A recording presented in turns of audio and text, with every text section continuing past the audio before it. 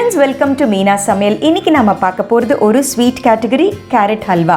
Regular கேரட்ல ஹல்வா செஞ்சாலே வந்து ரொம்ப டேஸ்டியா இருக்கும். ஆனா இந்த பர்టిక్యులர் சீசன்ல ஒரு ரெட்டிஷ் ஆரஞ்சிஷ் கலர்ல வந்து கேரட் கிடைக்குங்க. சில பேர் வந்து அது டெல்லி கேரட் அப்படினு சொல்லுவாங்க. இதுல ஹல்வா செய்யும் போது கலரும் வந்து ரொம்ப கூடுதலா வந்து ஒரு காம்ப்ளிமெண்டரியா இருக்கும். அதோட சேர்த்து நம்ம சக்கரை லெவல்ஸும் வந்து கொஞ்சம் குறைச்சிக்கலாம். ஏன்னா இந்த கேரட்டே வந்து ஸ்வீட்டா இருக்குங்க.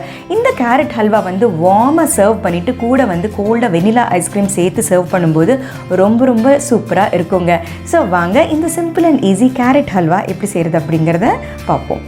கேரட் ஹல்வா செய்ய தேவையான பொருட்கள்: கேரட் வந்து கிரேட்டட் கேரட் அப்ராக்சிமேட்லி ஒரு 1/2 கிலோ. இது வந்து கிரேட் பண்ணி அளக்கும் போது இந்த கிளாஸில் வந்து அப்ராக்சிமேட்லி ஒரு 6 கிளாஸ் மெஷர்ஸ் வந்ததுங்க.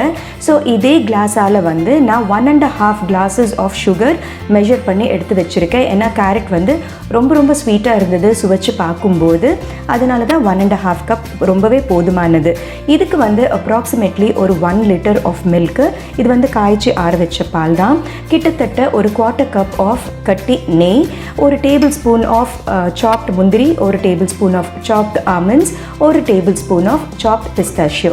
அவ்வளோதான் தேவையான பொருட்கள். ஸோ இந்த simple and easy carrot halwa எப்படி செய்கிறது அப்படிங்கிறத பார்ப்போம். ஒரு பேன் வந்து ஆல்ரெடி ஹீட் பண்ணி முடிச்சாச்சு. முதல்ல ஒரு டேபிள் ஸ்பூன் ஆஃப் நெய் சேர்த்துக்கலாம். நம்ம ஏற்கனவே சாப் பண்ணி வச்ச நட்ஸு, பாதாம் பருப்பு, முந்திரி அண்ட் பிஸ்தாஷியோஸ், இது வந்து இப்படி லைட்டாக வறுத்துக்கலாம்.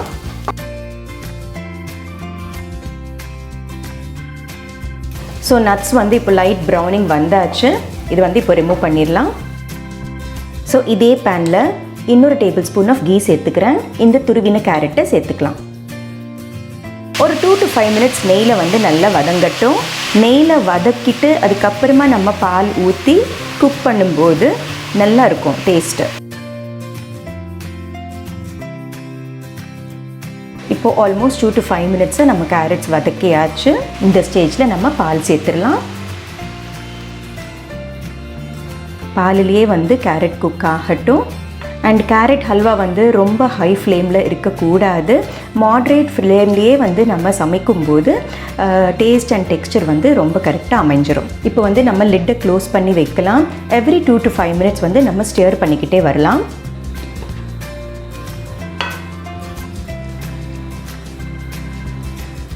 இது வந்து அப்ராக்சிமேட்லி ஒரு 15 to 20 minutes ஆகும். இந்த ஹோல் பால் வந்து சுண்டி வற்றி போயிட்டு கேரட்டும் வந்து இந்த மில்க்லேயே வந்து நல்லா குக் ஆகிடும். நிறைய பேர் வந்து ஹல்வா செய்யும் போது பால்கோவா யூஸ் பண்ணுவாங்க. நான் பால்கோவா சேர்க்கல. பால்கோவாவுக்கு பதிலாக வந்து நான் ஃபுல் ஃபேட் மில்க் வந்து கொஞ்சம் அதிகபட்சமாக 1 liter அளவுக்கு சேர்த்து செஞ்சிட்ருக்கேன். பால் சேர்த்து செய்கிறதுனால ஹை ஃப்ளேம் வச்சுட்டு க்ளோஸ் பண்ணி வைக்கிறது வந்து it is not advisable. Because பொங்கி வெளியில் வடிஞ்சிடும். ஸோ அதனால் ஃப்ளேம் வந்து மாட்ரேட்லேயே இருக்கட்டும். அண்ட் எவ்ரி 2 minutes வந்து இதே மாதிரி ஸ்டிர் பண்ணிக்கிட்டே விடலாம்.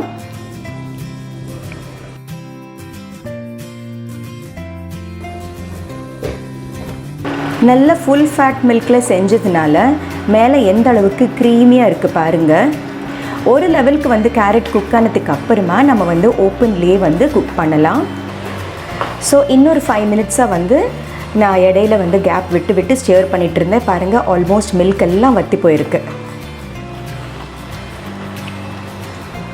அண்ட் கேரட்டும் வந்து நல்லா சாஃப்டாக ஃப்ளஃபியாக இருக்குது. நல்லா ஈவனாக குக்காக இருக்குது பாருங்கள். ஸோ பார்க்குறதுக்கே வந்து பால்கோவா போட்டால் எப்படி இருக்குமோ அந்த மாதிரியே இருக்குது. ஏன்னா வந்து ஃபுல் ஃபேட் மில்க், அதுவும் அப்ராக்சிமேட்லி ஒரு 1 liter வந்து நம்ம சேர்த்துருக்கோம். இந்த ஸ்டேஜில் வந்து நம்ம சர்க்கரையை சேர்த்துக்கலாம். கேரட் குக் ஆகிறதுக்கு முன்னாடியே சர்க்கரை சேர்த்தோம்னா கேரட் வந்து நல்லா மேஷி ஆகாது. ஸோ அதனால் மேக்கிங் ஷுவர் கேரட் வந்து நல்லா குக் ஆனதுக்கு அப்புறமாவே அண்ட் பாலும் வந்து நல்லா சுண்டி வற்றி போனதுக்கு அப்புறமா தான் சர்க்கரையை சேர்க்குறோம். ஏன்னா சர்க்கரை சேர்த்ததுக்கு அப்புறமா கொஞ்சம் லூஸ் ஆகிடும் பாருங்கள். அண்ட் திரும்ப கேரட்டோட கலர் வந்து நல்லா தெரியும். ஸோ இப்போ சர்க்கரை வந்து நல்லா கரைஞ்சிட்டு நல்லா ஒரு பைண்டிங் ஆகிற வரைக்கும் இன்னொரு 5 minutes நம்ம ஸ்டிர் பண்ண வேண்டியது இருக்கும். ஹல்வாவுடைய எண்டிங் ஸ்டேஜ் ஆல்மோஸ்ட் வந்தாச்சு பாருங்கள். நல்லா ஜூஸியாக இருக்குது. ஹல்வா அப்படிங்கிறது வந்து நம்மளுக்கு டிசைர்டு டெக்ஸ்டர், அதாவது வேண்டிய கன்சிஸ்டன்சி லெவல்ஸ் வந்து வந்ததுக்கு அப்புறமா ஸ்டவ் சுவிட்ச் ஆஃப் பண்ணிவிட்டு இமீடியட்டாக வந்து இன்னொரு கண்டெய்னருக்கு ட்ரான்ஸ்ஃபர் பண்ணிடணும். இதே ஹாட் கடாயில் அப்படியே இருக்கும்போது டெக்ஸ்டர் வந்து அடுத்த லெவலுக்கு போயிடும், அதாவது இன்னும் கொஞ்சம் ஹார்டன் ஆகிடும், அந்த ஜூசினஸ் அப்படிங்கிறது வந்து போயிடும். ஸோ எந்த அளவுக்கு வந்து நம்மளுக்கு அந்த கன்சிஸ்டன்சி வேணும் அப்படின்னு நினைக்கிறோமோ, சில பேருக்கு வந்து ஹல்வாவே வந்து கொஞ்சம் லூஸாக இருந்தால் பிடிக்கும், சில பேருக்கு வந்து நல்ல கட்டியாக இருந்தால் பிடிக்கும். உங்களுக்கு வேண்டிய மாதிரி வந்ததுக்கு அப்புறமா உடனே ஸ்டவ் சுவிட்ச் ஆஃப் பண்ணிவிட்டு ஒரு பாத்திரத்துக்கு வந்து நம்ம ட்ரான்ஸ்ஃபர் பண்ணிக்கிறது வந்து நல்லது. ஸோ இந்த ஸ்டேஜில் மீதமுள்ள இந்த நெய்யை சேர்த்துக்கலாம். ஹல்வாஸ்க்கு வந்து நெய் சேர்த்ததுக்கு அப்புறமா நல்ல கிளாஸி எஃபெக்ட் கிடைக்கும் பாருங்கள். ஸோ அவ்வளோதான், ஹல்வா இஸ் டன். நான் ஸ்டவ் சுவிட்ச் ஆஃப் பண்ணிடுறேன். நம்ம ஏற்கனவே வறுத்து வச்சுருந்த நட்ஸை வந்து சேர்த்துக்கலாம்.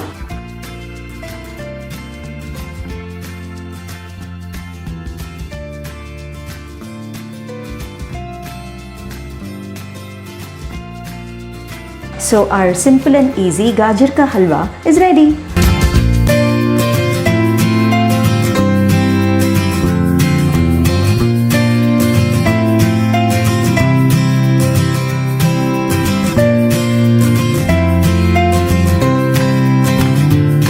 இந்த simple and easy carrot halwa எப்படி செய்கிறது அப்படிங்கிறத பார்த்தீங்க இல்லையா?